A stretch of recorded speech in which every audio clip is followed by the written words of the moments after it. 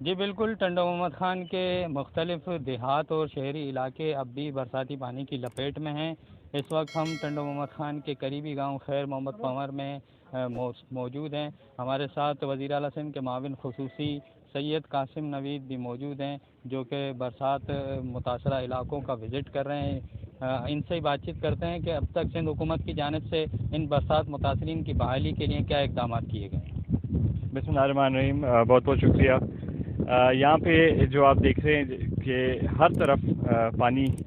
کچھ گاؤں ہیں جن کو سراؤنڈ کر کے پھنسا ہوا ہے۔ گورنمنٹ آف سندھ جس دن سے یہ بارش ہوئی ہے اس کے اگلے دن سے ہماری کوشش رہی ہے کہ ان لوگوں کو جن کو ریسکیو کرنے کی ضرورت ہے ان کو ریسکیو کیا جائے اور کسی نہ کسی طریقے سے اس پانی کو یہاں سے نکالا جائے۔ ہم نے کچھ مشینری ان کو پرووائڈ کی ہے، لیکن ظاہر ہے پانی اتنا زیادہ ہے کہ اس سپیڈ سے پانی نہیں نکل سکتا جیسے ہم ٹرائی کر رہے ہیں۔ تو ہماری کوشش یہی ہے کہ وہیں پہ جو لوگ جو اسٹرینڈڈ ہیں، جو نکلنا چاہتے ہیں ان کو نکال لیں، اور جو وہاں پہ ان کو کم سے کم 2 وقت کا کھانا مل جائے،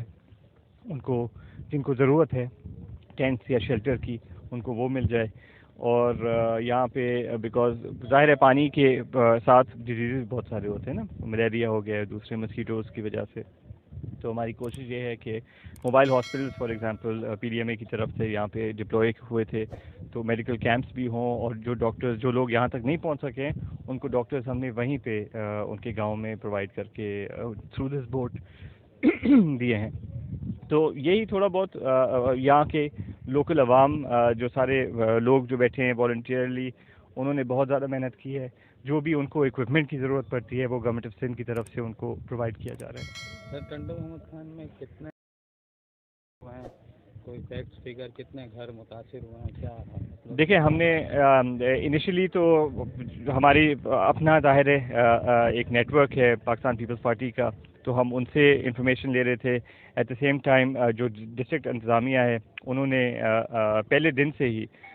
پرو ایکٹیولی یہ انفارمیشن گیدرنگ کرنا شروع کی ہے، لیکن انفارچونیٹلی جیسے آپ دیکھ رہے ہیں نا کہ کچھ علاقے اتنے اسٹرینڈڈ ہیں، وہاں سے ہماری ڈیٹا کلیکشن تھوڑی مشکل ہو رہی ہے، لیکن یہ اسیسمنٹ جاری ہے اور مجھے امید ہے کہ آج شام تک ہمیں آئیڈیا ہو جائے گا کہ جو کمپلیٹ لاسز ہوئے ہیں کچھ گھروں کے، جو پارشلی ڈیمیج ہوئے ہیں، ان ساروں کی لسٹ آ جائے گی، اور جو ایگریکلچرل لینڈ متاثر ہوا ہے، لائف اسٹاک جو اس سے متاثر ہوا ہے، اس سارے کا ڈیٹا ہم نے کلیکٹ کیا ہے تاکہ ہم پھر ایڈیکویٹلی ان کو ٹریٹ کرنے جائیں۔ ابھی ایٹ دس پوائنٹ ہم تھرو ہمارے جو تپیدار ہیں یا ریونیو اسٹاف، ان کے تھرو جو بھی ریلیف گڈس تھوڑے بہت مل رہے ہیں پی ڈی ایم اے کی طرف سے، وہ ہم ڈسٹریبیوشن کرنے جا رہے ہیں، اور بس امید کرتے ہیں کہ اور زیادہ بارش نہ ہو، اور جہاں جہاں پہ بھی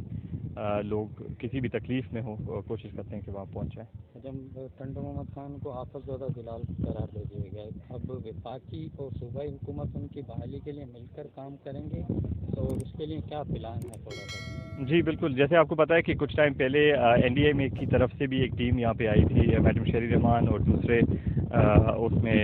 ایک کمیٹی بنائی گئی تھی جس میں ان کا حصہ تھے، اور وہ بھی یہاں پہ آئے تھے، انہوں نے بھی اسیسمنٹ کی، اس کے بعد جو بھی ڈیمیج رپورٹس ہیں انفراسٹرکچر کے اور یہ ساری چیزیں جو میں کہہ رہا ہوں لائف اسٹاک وغیرہ،